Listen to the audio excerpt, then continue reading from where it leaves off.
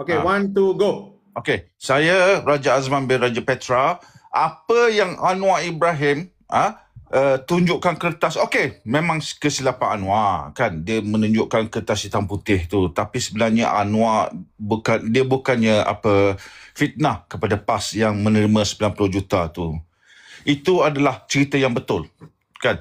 Jadi saya kan benda ni Simon dia ni Bukit Aman kan, dia ada pangkat di dalam Bukit Aman itu sendiri kan. Saya ada dokumen itu sendiri semua. Simon adalah pegawai penyiasat masa tu kan. Jadi benda ni adalah betul.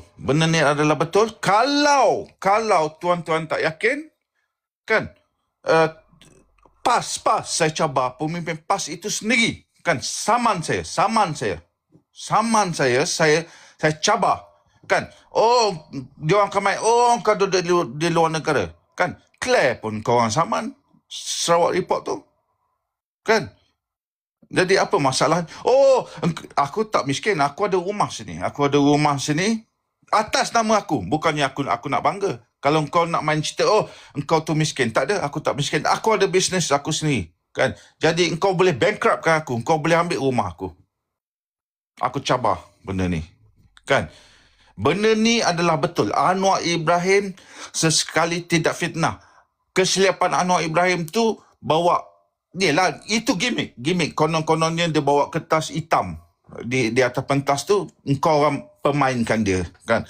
Kau orang make fun of him. Tapi Anwar Ibrahim bercerita benda yang betul. Bukannya saya sesekali tak akan menyokong Anwar Ibrahim, tapi benda yang betul saya akan cakap itu benda yang betul kan. Saya tak pusing fakta kan.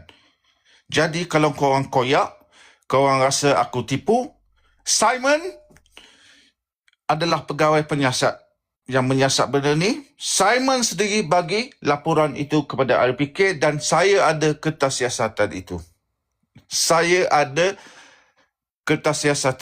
Di bawah OSA. Okey, kalau saya tipu, sila saman saya. Okey? Dan yang menerima duit on behalf of PAS, Al-Takiri, Khairuddin Al-Takiri yang Terengganu itulah, yang dah meninggalkan PAS bersama UMNO sekarang.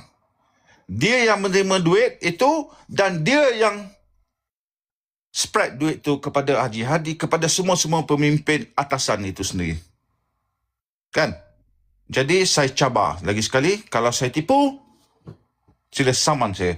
Dan saya Raja Azman bin Raja Petra. Okey, kalau saya tak dapat nak buka kamera. Kalau dia orang cakap tak, sebab semalam akaun besar saya kena ban selama 3 hari. Kalau tak puas hati, 9 hari bulan ni saya boleh buka balik akaun saya yang saya boleh buka kamera. Kalau tak, follow saya sekarang ni, sebab UK cuma 1000 followers. Bukan saya hadap followers. Kalau korang dapat follow saya seramai 1000 orang, saya dapat buka kamera sekarang. Sebab UK dia cuma perlu 1000 orang followers. Kan, saya bukan hadap followers.